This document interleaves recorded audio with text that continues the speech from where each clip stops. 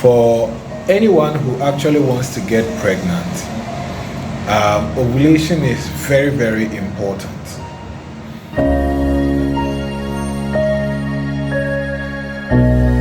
Vera actually came around somewhere in March.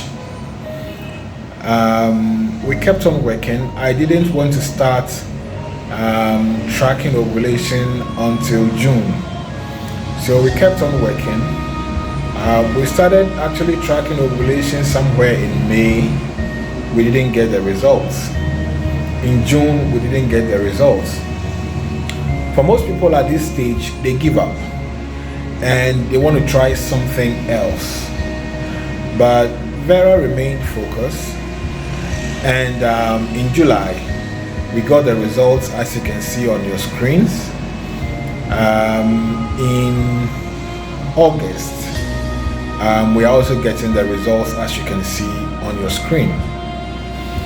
You see, sometimes you are expecting some magic to happen.